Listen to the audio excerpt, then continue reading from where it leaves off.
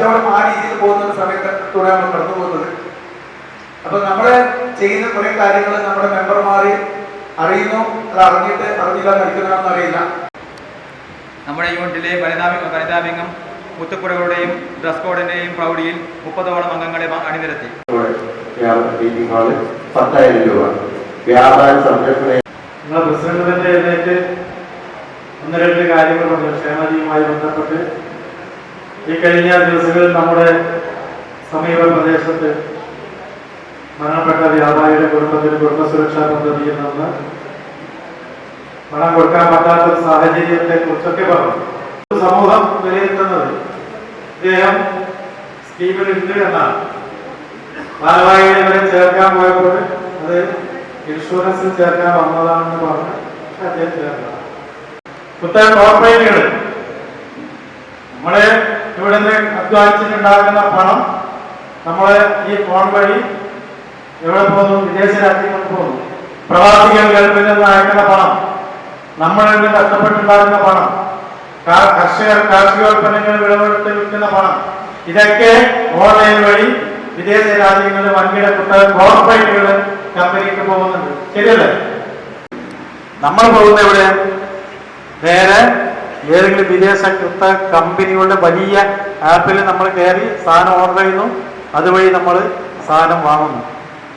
നമ്മുടെ സമ്പത്തെല്ലാം, അതാണിപ്പോൾ കേരളത്തിന്റെ അവസ്ഥ. എന്താണ്? കോടിക്കണക്കിന് 10,000 കോടിക്കണക്കിന് രൂപ കടത്തിലാണ് പോകുന്നത്. ദൈനംദിന പ്രവർത്തനം നടത്താൻ പോലും ഗവൺമെന്റ് പണമില്ല. കാരണം ഇവിടെ എല്ലാ കച്ചവടക്കാരും വ്യാപാര മേഖലയിലെ മുഴുവനും സമ്പത്ത് കൊള്ളയടിച്ചു പോവുകയാണ്. അപ്പൊ നമ്മുടെ നാട്ടിലെ സമ്പത്ത്, നമ്മുടെ ഈ രാജ്യത്തിന്റെ സമ്പദ്ഘടന തകർന്ന് തരിപ്പണമായിക്കൊണ്ടിരിക്കുകയാണ്. അതുകൊണ്ടാണ് നമ്മള് സമരത്തിന്റെ ആവശ്യം. ഓൺലൈൻ കുത്തക കമ്പനികൾക്ക് GST ഏർപ്പെടുത്തണം, സെസ് ഏർപ്പെടുത്തണം. GST കുത്തക കമ്പനികളിൽ നമ്മുടെ നാട്ടിൽ കൊണ്ട് സാധനങ്ങൾക്ക് സെസ് ഏർപ്പെടുത്തി GST ഏർപ്പെടുത്തി ആ പണം വ്യാപാരികളുടെ സർക്കാർ ക്ഷേമനിധിയിലേക്ക് മാറ്റിവെക്കണം. അങ്ങനെ നാട്ടിലേക്ക് പണം ഉണ്ടാക്കാൻ കഴിയണം. അതുപോലെ തന്നെ നമ്മൾ ആവശ്യപ്പെട്ട ഈ 29 ആവശ്യങ്ങൾ ഉന്നയിച്ച് സമരം പ്രഖ്യാപിച്ചപ്പോൾ പ്രത്യേകം ക്യാബിനറ്റ് ചേർന്നുകൊണ്ട് ജനുവരി മാസം മുഖ്യമന്ത്രിയുടെ നേതൃത്വത്തിൽ ക്യാബിനറ്റ് 3 പ്രധാനപ്പെട്ട ആവശ്യങ്ങൾ അംഗീകരിച്ചു. മുഖ്യമന്ത്രി കാര്യങ്ങൾ നിവേദനം വായിച്ചുകൊണ്ട് നമ്മൾ തെരഞ്ഞെടുപ്പ് എഴുതിയിരിക്കാം.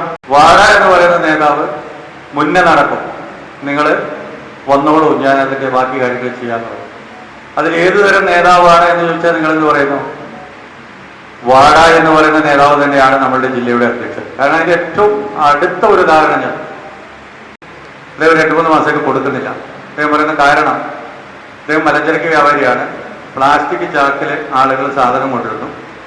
പ്ലാസ്റ്റിക് നമുക്കറിയാം, സിമന്റ് ചാക്ക് അല്ലെ ഓക്കച്ചാക്ക് പോലെയുള്ള ചാക്ക്. ഈ സാധനം അദ്ദേഹം കുറച്ച് മടക്കി കടയുടെ സൈഡിൽ വെച്ചിട്ടുണ്ട്. ഇത് ഇവർ കൊണ്ടുപോകില്ല.